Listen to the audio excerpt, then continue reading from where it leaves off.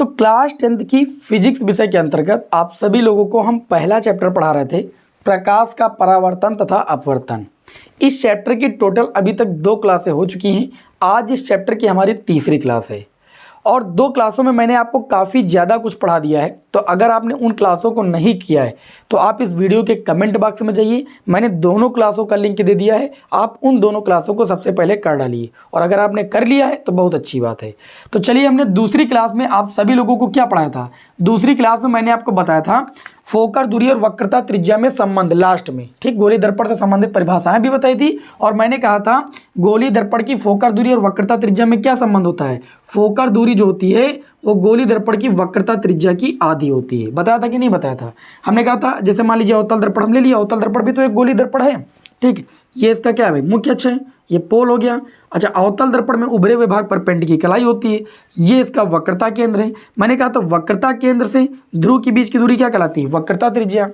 और कोई प्रकाश किरण मुख्य अक्ष के समांतर आ रही होती है तो ये दर्पण पर परावर्तन के पश्चात मुख्य अक्ष के जिस बिंदु से होकर जाती है इसे कहते हैं मुख्य फोकस। और मुख्य फोकस से जो ध्रुव के बीच की दूरी होती है वो कहलाती है फोकस दूरी। तो ये जो फोकस दूरी होती है ये इस वक्रता त्रिज्या की आधी होती है। मैंने आप लोगों को पिछली क्लास में लास्ट में यही बताया था और इसी के आगे आज हमें बढ़ना है और अगली हेडिंग लगाना है गोली दर्पण द्वारा प्रतिबिंब बनने के नियम। यहाँ तक मैंने आप लोगों को बता दिया था।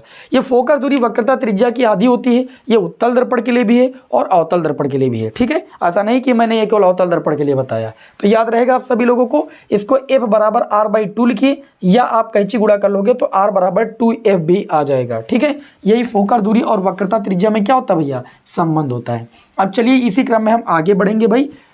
आप सभी लोग कॉपी पेन निकाल लीजिए तो ज़्यादा मजा आएगा पढ़ने में। ऐसी फीलिंग लाइए कि आप ऑफलाइन क्लास में पढ़ रहे हैं, क्योंकि आप सभी लोगों को बहुत ही अच्छे तरीके से एक एक बात को हम समझा रहे हैं। तो आपकी अगली हेडिंग उसी क्रम में होगी गोली दर्पण द्वारा प्रतिबिंब बनने के नियम। देखिए, वैसे तो गोली दर्पण द्वारा प्रतिबिंब बनने के मुख्यतः 3 नियम है तो 4 नियम, लेकिन मुख्यतः आपको 3 नियमों का उपयोग करना है, ठीक है, जब आप प्रतिबिंब बनने के किरण आरेख खींचेंगे, ठीक है। तो हम चारों नियम बता देंगे यहाँ पर। देखिए, गोली दर्पण होते हैं 2 प्रकार के, एक होता है अवतल और एक होता है आपका उत्तल। तो हम दोनों दर्पण बना लेते हैं यहाँ पर, ठीक है, और दोनों की हम मुख्य अक्ष भी खींच लेते हैं। ये आपका पोल होता है, ये MM' दर्पण का द्वारक होता है, ये उत्तल दर्पण है, ठीक। MM' दर्पण का हो गया द्वारक। इसके उभरे हुए भाग पर पेंट की कलाई होती है, लाल ऑक्साइड का पेंट होता है। इसके दबे हुए भाग पर पेंट की कलाई या लाल ऑक्साइड का पेंट होता है। तो ये दर्पण बन जाता है आपका उत्तल दर्पण और ये आपका कौन सा दर्पण बन जाता है, अवतल दर्पण। बात समझ में आई कि नहीं समझ में आई। अच्छा, यहाँ पर होता है वक्रता केंद्र, क्या होता है, वक्रता केंद्र होता है भाई, ठीक। और यहाँ पर आपका होता है पोल, यहाँ पर आपका हो गया वक्रता केंद्र, यहाँ पर होता है मुख्य फोकस, ठीक, यहाँ पर भी हो गया मुख्य फोकस। अब देखिए, गोली दर्पण द्वारा प्रतिबिंब बनने का पहला नियम क्या है, पहले सुनिएगा फिर कॉपी पर लिखिएगा, फिर उसके नीचे उस नियम का आपको फिगर बनाना है। टोटल 3 नियम आपको लिखने हैं, चौथा नियम नहीं लिखिएगा, कोई दिक्कत नहीं। देखिए, पहला नियम क्या होता है, पहला नियम ये होता है कि वस्तु से चलने वाली कोई प्रकाश किरण अगर वो मुख्य अक्ष के समांतर आ रही है, कैसे आ रही, मुख्य अक्ष के समांतर, चाहे उत्तल में हो चाहे अवतल में, ठीक है। तो यहाँ पर जब ये परावर्तित होगी, क्योंकि उधर वाले भाग पर पिंड की कलाई है, तो परावर्तन के पश्चात ये किससे होकर जाएगी, मुख्य फोकस से होकर जाएगी। ये पहला नियम है और इसमें देखो, इसमें तो ऐसे ही परावर्तित हो जाएगी, लेकिन जब इसको पीछे की ओर बढ़ाएंगे तो ये मुख्य फोकस से जाती हुई प्रतीत होगी, ठीक है। उत्तल दर्पण में मुख्य फोकस से जाती हुई प्रतीत होगी और अवतल दर्पण में मुख्य फोकस से होकर जाएगी। इसका कारण क्या है, अवतल दर्पण दरअसल प्रतिबिंब जो है हमेशा वास्तविक बनाता है एक स्थिति को छोड़कर, इसलिए इसमें कोई प्रकाश किरण अगर मुख्य अक्ष के समांतर आ रही है तो वह मुख्य फोकस से होकर जाती है और अवतल दर्पण में मुख्य फोकस की ओर जाती हुई प्रतीत होती है, जाएगी तो ऐसे परावर्तित होकर के, लेकिन पीछे अगर बढ़ाएंगे, आभास करेंगे तो ये जाती हुई प्रतीत होगी। तो लिखिए भाई, पहले नियम में मुख्य अक्ष के समांतर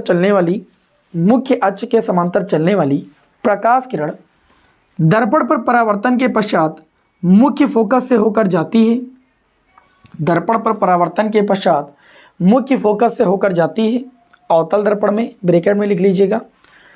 उसके बाद लिखिएगा मुख्य फोकस से जाती हुई प्रतीत होती है, ब्रैकेट में लिख लीजिए उत्तल दर्पण में। हमें उम्मीद है कि आप सभी लोग लिख लिए होंगे, वीडियो को पॉज करके आप लोग लिख लिया करें, ठीक है ना। अब चलिए भाई, दूसरा नियम जानते हैं और उसके नीचे ये वाले दोनों फिगर भी बना लीजिएगा, ठीक है। उसके नीचे आपको ये दोनों फिगर आपको बना लेने। अब गोली दर्पण द्वारा प्रतिबिंब बनने का हम दूसरा नियम सीखेंगे।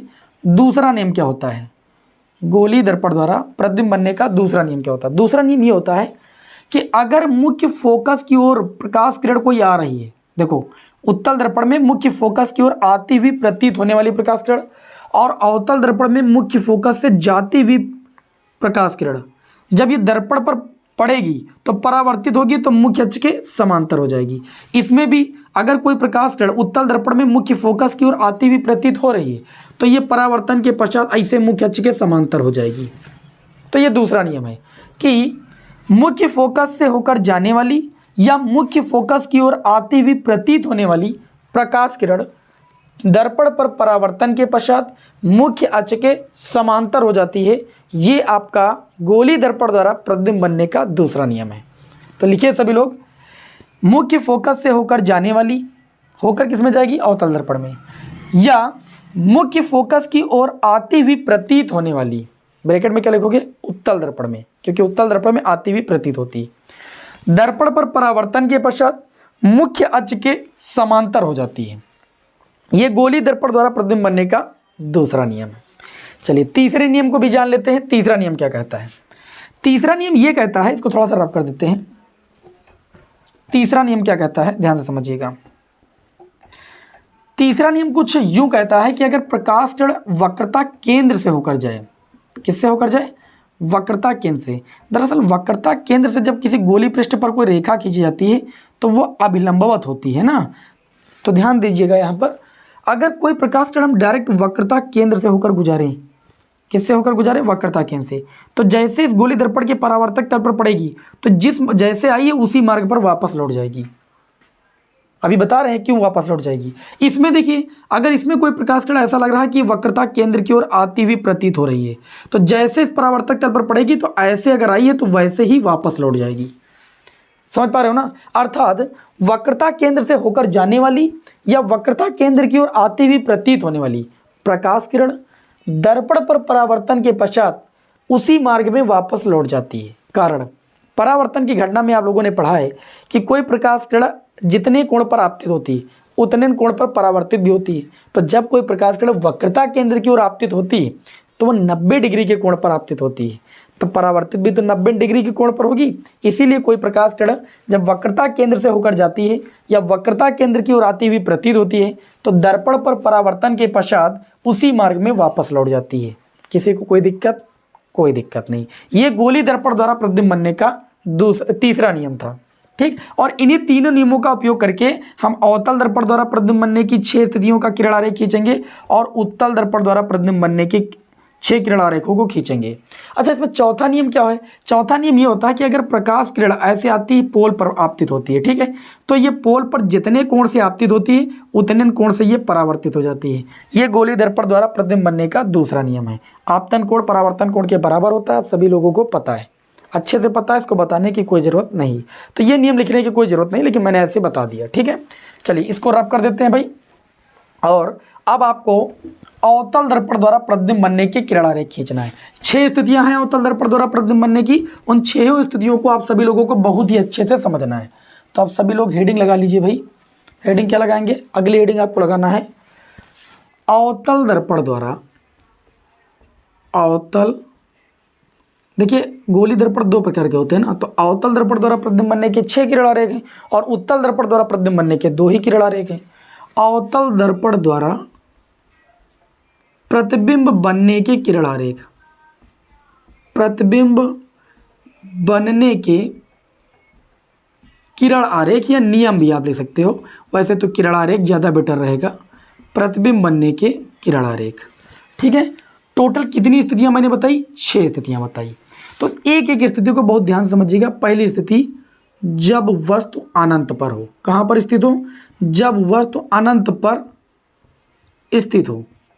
ये पहली स्थिति है, ध्यान से समझिएगा, जब वस्तु अनंत पर स्थित हो। तो मैंने एक आपके सामने अवतल दर्पण बनाया, ये मैंने द्वारक डिसाइड कर दिया mm', ये मैंने मुख्य अक्ष बना दी, ये पोल हो गया, उभरे हुए भाग पर मैंने पेंट की कलाई कर दी जिससे ये अवतल दर्पण हो जाए। ठीक, ये वक्रता केंद्र हो गया, ये मुख्य फोकस हो गया। अब देखिएगा, जब वस्तु अनंत पर स्थित होती है तो हमेशा वस्तु से चलने वाली जो किरणें होती हैं वो मुख्य अक्ष के समांतर होती हैं। इस किरण आरेख को दो प्रकार से बनाया जा सकता है, इसलिए हम दोनों प्रकार बता दे रहे हैं। आपको जो अच्छा लगेगा आप वो बना लीजिएगा, ठीक है, समझ पा रहे हो कि नहीं। लेकिन प्रत्येक किरण आरेख में ध्यान रखिएगा ये चीज़ें आपकी छूटनी नहीं पाए। डैश, ये दर्पण का पोल, ये वक्रता केंद्र, ये मुख्य फोकस, ये सारी चीज़ें छूटनी नहीं पाए, ठीक है।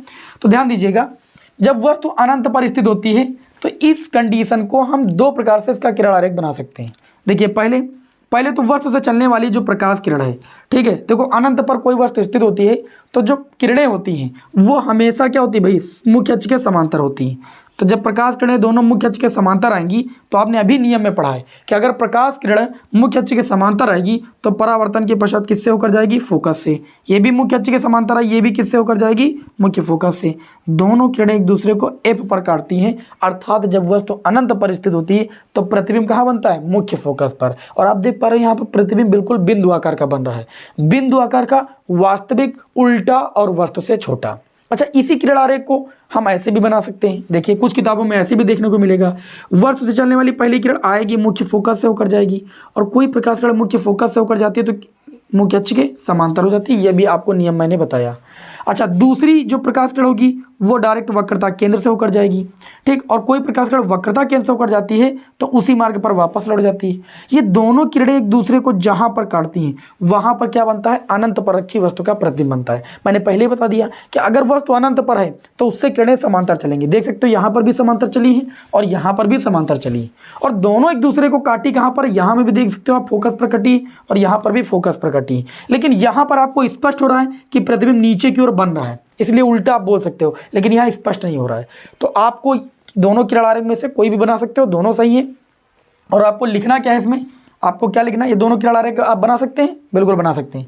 इसमें लिखना है कि जब वस्तु अनंत पर स्थित होती है, क्या लिखना है, जब वस्तु अनंत पर स्थित होती है तो उसका प्रतिबिंब मुख्य फोकस पर, वास्तविक, देखिए प्रतिबिंब जब भी उल्टा बनेगा वास्तविक ही बनेगा, वास्तविक, उल्टा और वस्तु से बहुत छोटा बनता है। क्योंकि वस्तु अनंत पर है ना तो उसका प्रतिबिंब यहाँ बहुत छोटा बन रहा है। ये दिखाई जरूर इतना बड़ा पड़ा है लेकिन ये बहुत छोटा बन रहा है, ठीक है। इसमें आप देख सकते हो कितना बिंदु आकार का, ठीक है। तो ये पहली स्थिति हो गई, जब वस्तु अनंत पर स्थित होती है तो उसका प्रतिबिंब मुख्य फोकस पर, वास्तविक, उल्टा और वस्तु से बहुत छोटा या बिंदु आकार का बनता है। तो ये अवतल दर्पण द्वारा प्रतिबिंब बनने की पहली स्थिति हो गई। हमें उम्मीद है कि सभी विद्यार्थी इस बात को समझ गए होंगे। अब दूसरी स्थिति क्या हो जाएगी, ध्यान से समझिएगा। ये अवतल दर्पण मैंने बनाया, ठीक है, इसको आप बार बार बना लीजिएगा क्योंकि हम बार बार यहाँ पर नहीं बना पाएंगे। ये एम डैश हो गया, ये दर्पण का पोल हो गया, ये वक्रता केंद्र हो गया, ये मुख्य फोकस हो गया। अभी वस्तु अनंत पर थी, अब वस्तु को थोड़ा आगे बढ़ाते हैं एक स्टेप। अब वस्तु आ जाएगी वक्रता केंद्र और अनंत के बीच। कहाँ जाएगी वस्तु, वक्रता केंद्र और अनंत के बीच, ओ डैश, ये वस्तु आ गई। आई बात समझ में। अब देखिए यहाँ पर जब वस्तु स्थित होती है वक्रता केंद्र और अनंत के बीच तो वस्तु चलने वाली प्रकाश किरण मुख्य अक्ष के समांतर जाती है, ठीक। और आपको नियम में बताया गया कि कोई प्रकाश किरण अगर मुख्य अक्ष के समांतर जाती है तो किससे होकर जाएगी, मुख्य फोकस से होकर जाएगी। इसमें कोई शक नहीं है, नियम के अकॉर्डिंग ही चल रहे हैं। वस्तु से चलने वाली दूसरी किरण किससे होकर जाती है, वक्रता केंद्र से होकर जाती है। और कोई प्रकाश किरण वक्रता केंद्र से होकर जाती है तो नियम में बताया गया कि वैसे ही उसी मार्ग पर वापस लौट जाती है। दोनों किरणें एक दूसरे को आप देख सकते हो कहाँ पर काट रही है, सी और एफ के बीच में। तो यहाँ पर आपका प्रतिबिंब बन जाएगा आई डैश। अर्थात क्या हो जाएगा, आप कहेंगे कि जब वस्तु हमारी वक्रता केंद्र सी और अनंत के बीच स्थित होती है तो उसका जो प्रतिबिंब है वो मुख्य फोकस और वक्रता केंद्र के बीच वास्तविक, वास्तविक क्यों बोलेंगे, क्योंकि उल्टा नीचे की ओर बन रहा है, वास्तविक, उल्टा और वस्तु से छोटा बनता है। आप देख सकते हो वस्तु कितनी बड़ी, प्रतिबिंब कितना बड़ा बन रहा है। तो आप क्या लिखेंगे, जब वस्तु सी व अनंत के बीच स्थित हो, अनंत के बीच स्थित हो तो उसका प्रतिबिंब वक्रता केंद्र और मुख्य फोकस के बीच वास्तविक, उल्टा और वस्तु से छोटा बनता है। ये अवतल दर्पण द्वारा प्रतिबिंब बनने की दूसरी स्थिति है। चलिए तीसरी स्थिति क्या हो जाएगी, तीसरी स्थिति में वस्तु को और एक स्टेप आगे बढ़ाएंगे। अब वस्तु को ले आएंगे वक्रता केंद्र पर, ठीक। तो तीसरी स्थिति में क्या करेंगे भाई, ध्यान दीजिएगा। ये अवतल दर्पण मैंने बना लिया, ये वक्रता केंद्र हो गया, ये मुख्य फोकस हो गया। वस्तु को मैंने यहाँ पर रख दिया, कहाँ पर, वक्रता केंद्र पर, ओ डैश लिख लीजिएगा। जब वस्तु C पर स्थित हो, C का मतलब वक्रता केंद्र पर स्थित हो।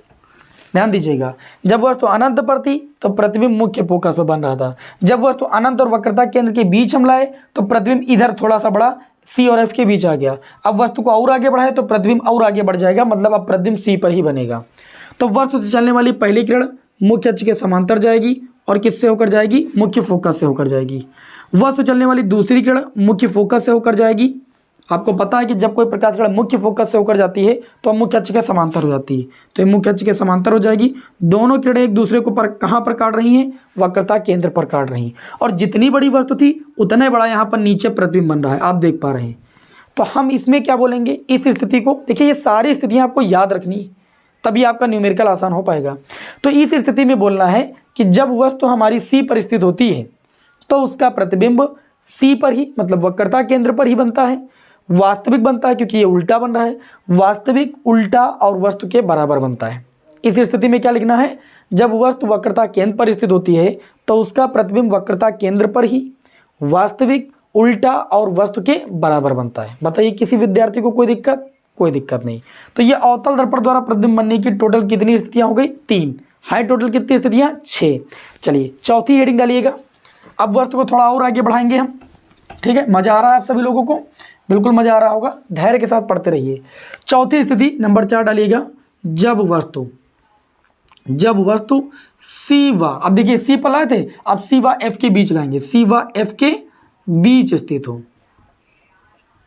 आई बात समझ में, देखिए। अच्छा, हम वस्तु को जितना इधर बढ़ा रहे हैं प्रतिबिंब इधर ही भग रहा है, तो अब जब C और F के बीच ले आएंगे तो प्रतिबिंब C और अनंत के बीच बनना चाहिए, ठीक। तो यहाँ पर हमने एक अवतल दर्पण बना लिया, ये मैंने मुख्य अक्ष खींच ली, ये पोल डिसाइड कर दिया, mm डैश दर्पण का द्वारक हो गया, उभरे हुए भाग पर पेंट की कलाई कर दी, ये हो गया C, ठीक। ये हो गया F, वस्तु को हमने C और F के बीच स्थित कर दिया, O dash, O for object, object का मतलब वस्तु से चलने वाली पहली किरण मुख्य अक्ष के समांतर गई। नियम कहता है कि अगर कोई प्रकाश किरण मुख्य अक्ष के समांतर जाती है तो किससे होकर जाएगी, मुख्य फोकस से होकर जाएगी। कोई दिक्कत, कोई दिक्कत नहीं। वस्तु से चलने वाली दूसरी किरण मुख्य फोकस से होकर ही जाएगी, और जब कोई प्रकाश किरण मुख्य फोकस से होकर जाती है तो वह परावर्तन के पश्चात मुख्य अक्ष के समांतर हो जाती है। अब मेरा थोड़ा सा किरण आरेख तिरछा बन गया है, आप थोड़ा सही कर लीजिएगा, क्योंकि यहाँ पर हमारा जो गोली दर्पण वही थोड़ा सही नहीं बना है, ठीक है। इसको सही कर लेते हैं।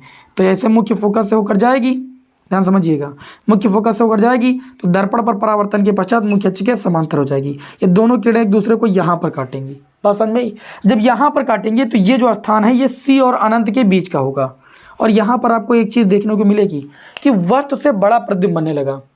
अनंत पर थी तो छोटा बन रहा था, अनंत और वक्रता केंद्र के बीच आई तब भी छोटा बन रहा था, लेकिन उल्टा बन रहा था। जब वक्रता केंद्र पर रखे तो वास्तविक और बराबर बनने लगा। अब C और F के बीच रख दिए तो वस्तु से बड़ा प्रतिबिंब बनने लगा, वास्तविक उल्टा और वस्तु से बड़ा। तो लिखेंगे जब वस्तु C और F के बीच स्थित होती है, लिखिएगा भाई, जब वस्तु C और F के बीच स्थित होती है तो उसका प्रतिबिंब C और अनंत के बीच वास्तविक, उल्टा और वस्तु से बड़ा बनता है। कैसा बनता है, वास्तविक, उल्टा और वस्तु से बड़ा बनता है। तो ये हमारी चौथी स्थिति थी। अब हम पांचवी स्थिति में आ जाएंगे। अब वस्तु को कहाँ पर रखेंगे, एक स्टेप और आगे बढ़ा देंगे। अब वस्तु को हम रखेंगे मुख्य फोकस पर। तो पांचवी हेडिंग आप लगाएंगे, जब वस्तु F पर स्थित हो। F का मतलब मुख्य फोकस पर स्थित हो। बात को समझ में आ रही। तो हमने एक अवतल दर्पण बनाया, यहाँ पर ध्यान से देखिएगा, ठीक। ये आपका पोल हो गया, ये आपका मुख्य फोकस हो गया, ये आपका C हो गया। वस्तु को हमने मुख्य फोकस पर स्थित कर दिया, ये हमारे O डैश वस्तु हो गई, ठीक है। वस्तु से चलने वाली पहली किरण मुख्य अक्ष के समांतर जाएगी, और परावर्तन के पश्चात जानते हो किससे जाती है। नियम में बताया गया है कि अगर मुख्य अक्ष के समांतर किरण है तो परावर्तन के पश्चात किससे होकर जाती है, मुख्य फोकस से होकर जाती है। ये गोली दर्पण द्वारा प्रतिबिंब बनने का नियम है, अपने मन से नहीं कर रहे हैं। अच्छा, अब वस्तु से चलने वाली जो दूसरी किरण है वह किससे होकर जाएगी, वो ऐसे जाएगी और इस परावर्तक तल पर पड़ेगी, वापस होती हुई वक्रता केंद्र से जाएगी। समझ पा रहे हो ना। ये दोनों किरणें समांतर जाती हुई मिलेंगी भाई, फैलती भी नहीं मिलेंगी, एकदम समांतर जाएंगी। और जब किरणें समांतर जाती हैं तो कहा जाता है कि वस्तु हमारी अनंत पर है, या प्रतिबिंब अगर ये जा रही है तो ये जाके अनंत पर कहीं मिलेंगी, तो प्रतिबिंब कहाँ बनेगा, अनंत पर बनेगा। अर्थात हम ये कहेंगे कि जब वस्तु हमारी अनंत पर थी तो प्रतिबिंब फोकस पर बन रहा था, वास्तविक उल्टा और वस्तु से छोटा, बहुत छोटा। लेकिन जब वस्तु को हमने मुख्य फोकस पर रख दिया तो प्रतिबिंब हमारा अनंत पर बनेगा, वास्तविक उल्टा और वस्तु से बहुत बड़ा बनेगा। ठीक है, पांचवी स्थिति में क्या कहेंगे, जब वस्तु मुख्य फोकस पर होती है तो प्रतिबिंब अनंत पर, वास्तविक उल्टा और वस्तु से बहुत बड़ा बनता है। लिख लेंगे, याद रहेगा। चलिए अब लास्ट स्थिति बनती है आपकी अवतल दर्पण द्वारा प्रतिबिंब बनने की। लास्ट स्थिति को ही बहुत ध्यान से समझना है, लास्ट स्थिति को बहुत ध्यान से समझना है। देखिए छठवीं स्थिति हो जाएगी आपकी, जब वस्तु, अब एक स्टेप और आगे बढ़ाइए, एफ और पी के बीच, एफ व पी के बीच स्थित हो। ये स्थिति बहुत ही स्थिति जो है मेन है और इसी से न्यूमेरिकल आपका गलत होता है, क्योंकि इस स्थिति में जो प्रतिबिंब है ना वो दर्पण के पीछे बनता है और प्रतिबिंब सीधा मतलब आभासी बनता है। देखिए कैसे, ये अवतल दर्पण हो गया, ठीक, उभरे हुए भाग पर पेंड की कलाई हो गई, एम डैश ये दर्पण का द्वारक हो गया, ये भैया मुख्य अक्ष हो गई, ये वक्रता केंद्र हो गया, ये मुख्य फोकस हो गया और यहाँ पर हमने वस्तु को रख दिया ओ डैश। ठीक, और मुख्य अक्ष के समांतर जाने वाली प्रकाश किरण मुख्य फोकस से होकर जाएगी, सब कोई जानता है, कोई दिक्कत। और वस्तु से चलने वाली दूसरी किरण किससे होकर जाएगी, ध्यान दीजिए, वक्रता केंद्र से। अब ये वक्रता केंद्र से ऐसे जाएगी और परावर्तक तल पर जब पड़ेगी तो पड़ने के पश्चात क्या हो गया, ऐसे रिफ्लेक्ट हो जाएगी और ये ऐसे चले जाएगी, क्योंकि नियम है ना कि कोई प्रकाश किरण अगर वक्रता केंद्र से जाएगी तो परावर्तन के पश्चात वैसे वापस हो जाएगी। अब ये दोनों किरणें देखिए ये एक दूसरे से दूर भाग रही, इधर उधर दूर भाग रही, तो क्या हम उम्मीद जता सकते हैं कि आगे जाके मिलेंगी, बिल्कुल नहीं मिलेंगी। तो जब इन किरणों को कल्पना के माध्यम से आगे बढ़ाया जाएगा ऐसे, तो ये दोनों किरणें एक दूसरे को आगे चल के काटेंगी। तो चूंकि ये आभास करते हुए किरणें बढ़ाई गई, इसलिए यहाँ पर जो प्रतिबिंब बनेगा वो आभासी प्रतिबिंब बनेगा। अब यहाँ किरणें मिली है दोनों, तो यहाँ प्रतिबिंब कैसा बनेगा, प्रतिबिंब बनेगा आभासी बनेगा, क्योंकि हम कल्पना के माध्यम से इन किरणों को बढ़ाए हैं आभास करते हुए। तो छठवीं स्थिति में जब वस्तु हमारी एफ व पी के बीच स्थित होती है तो उसका प्रतिबिंब अवतल दर्पण के पीछे यानी दर्पण के पीछे आभासी, सीधा और वस्तु से बड़ा बनता है। बोर्ड एग्जाम में प्रश्न आता है वह दर्पण बताइए जिसमें प्रतिबिंब सदैव आभासी, सीधा और वस्तु से बड़ा बनता है, तो आप कहेंगे अवतल दर्पण। उत्तल दर्पण प्रतिबिंब सदैव तो आभासी बनाता है लेकिन वो छोटा बनाता है। अवतल दर्पण जब भी आभासी प्रतिबिंब बनाता है बड़ा बनाता है, इस बात का ख्याल रखिएगा। तो जब एग्जाम में ये पूछा जाए कि वह दर्पण बताइए जो हमेशा आभासी, सीधा और वस्तु का बड़ा प्रतिबिंब बनाता है, अवतल दर्पण, और हमेशा आभासी, सीधा और वस्तु का छोटा, तो उत्तल दर्पण। चलिए आगे हम आपको ये भी बता देते हैं कि उत्तल दर्पण द्वारा प्रतिबिंब का कैसे बनना आपको सीखना है, उसकी भी 2 स्थितियां हैं। ये सर आप कर दूं, चलिए भाई। अब ये अवतल दर्पण द्वारा प्रतिबिंब बनने की 6 स्थितियां समाप्त होती हैं।